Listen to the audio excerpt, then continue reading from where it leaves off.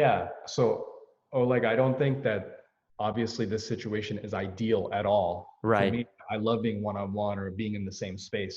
But even the way that we're doing this interview right now Mm-hmm. across webcam, this couldn't have happened maybe, even 5, 10 years ago. Yeah, we are finding creative and innovative ways to connect, whether that's in the hospital, the homeless shelter, people working from home, family members having to connect in interesting ways. Um, I think that there is something uniquely powerful about typed text. So there's something different about that, right? Mm-hmm. So I've been connecting more than ever now through text messages, through email, through messenger, apps and things like that. And there's something so different about texting because when you read words from a person, it's not always ideal, but it's like almost an archived record of what that person is feeling and communicating to you.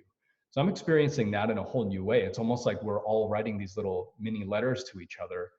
And even in that connection, there's an intensity and a uniqueness. There's a power to it.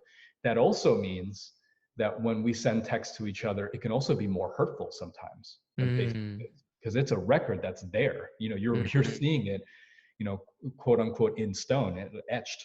Yeah, and you're taking it in visually. So I think there's a power there that can be hurtful, but a power there that can be so healing. That's way different than physical touch and being present. So I think I'm experiencing that in a brand new way. I think the video chats where, we're seeing a lot of pictures now on social media of like, 20 different faces in a chat room, things like that. Yeah, we're all connecting in brand new ways. And again, I don't think it's ideal. I'm a one-on-one type of person.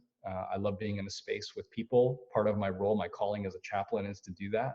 Mm-hmm. Um, but I think these new and powerful ways are hitting different areas of our soul and our brain uh, Mm-hmm. that didn't before. And so I think there's good to be found in that.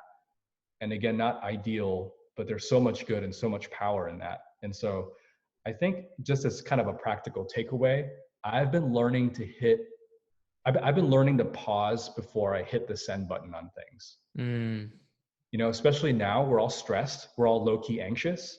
Mm-hmm. We're going to probably say things that we normally never would have through text anyway. But now with the extra stress, it's like we're all fired up and kind of raw right now. So one way I can be compassionate in my connection is to pause before I send something and ask myself, how is this going to be interpreted? Is this edifying? Is this going to be healing for this person? Even in emails, can this be misinterpreted somehow? So I'm taking that extra second now to pause, and that's one way that I can be compassionate in our new method of connection.